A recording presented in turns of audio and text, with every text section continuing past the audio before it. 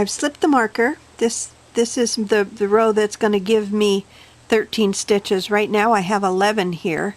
I'm going to knit this one, do my increase, and then I'll do the neck edge increase, and that'll give me 13. And I will be able to set a marker for the next time I do the right side row for doing the front fading saddle increase. So let me get this done and I will come back and show you what I mean. I have the ribbing done. This is my increase I just worked and I did the ribbing. Now I have 13 stitches on here. So then I can't do an increase here, but when I come back I will be able to do an increase here. So I'm gonna knit one. I'm gonna set my marker there, and when I come back I will do an increase here. And then on the return row I will move that marker 2 stitches toward the shoulder line for the next setup. Just like we're moving the back marker 1 toward the shoulder, this one will be moved 2 stitches toward the shoulder. Now, depending on the number of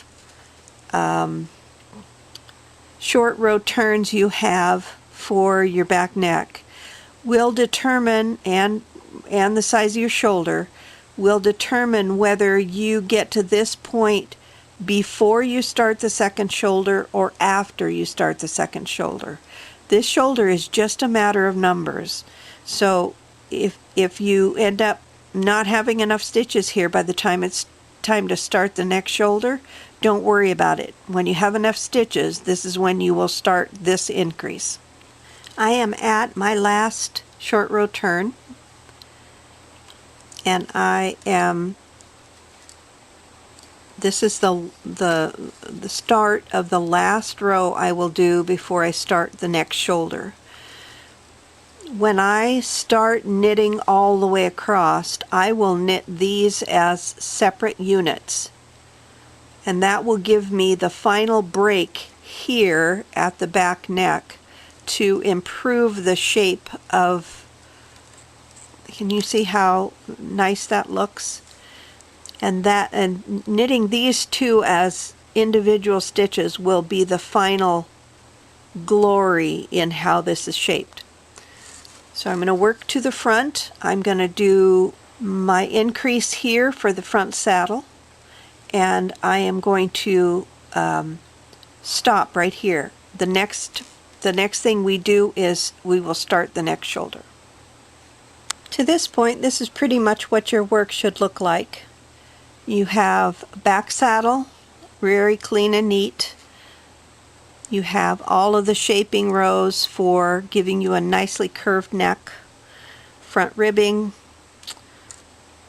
You've got, at this point, you might have, depending on your numbers, you might have the start of the fading saddle.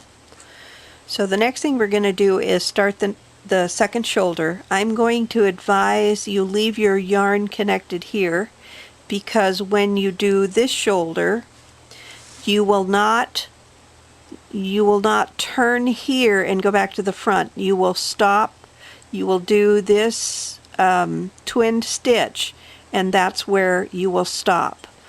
You'll come back to this side, and you will, using this yarn, you will go all the way across once the second shoulder is done. So let me get a new ball of yarn and I'll start the second shoulder and I'll show you where we go from here.